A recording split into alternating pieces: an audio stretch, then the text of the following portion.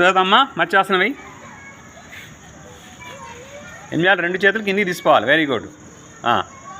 ఇంకా లేగాలి. ఇంకా అంతేనా? చాలా తల రైట్, వెరీ గుడ్. తల మాడు బాగా వెనక ఆనివ్వాలి. ఇక్కడ 20 సెకండ్లు ఉండాలి మినిమం. 20 చాలు. చాలా 20 సెకండ్లు అయిపోయింది అనుకుందాం. ఇప్పుడు ఏం చేయాలి? మర్కటాసనం వేయాలి. కాళ్ళు మడవాలి. ఒకవైపు కాళ్ళు, ఒకవైపు తల, 2 చేతులు చాపాలి. కింద నేలని ఆనొద్దు. బట్ట ఉంటే కింద పెట్టుకోవచ్చు, లేదంటే పైకి కొంచెం పైకి పెట్టాలి. రెండో వైపు వేయండి. ఇప్పుడు తర్వాత కాళ్ళు ఇటు, తల అటు. తర్వాత ఏం చేయాలి? మనం మత్స్యాసనం వేసాం కాబట్టి యోగ ముద్ర వేయాలి. యోగ ముద్ర వేయాలంటే ఏంది?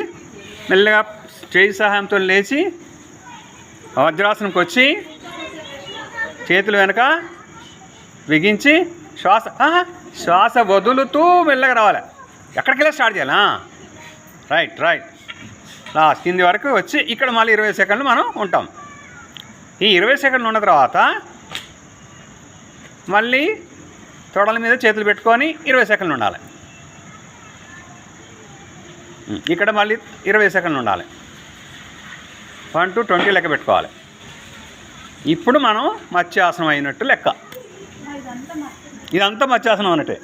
మత్స్యాసనానికి వ్యతిరేకాసనం వేస్తేనే మత్స్యాసనం కంప్లీట్ అవుతుంది.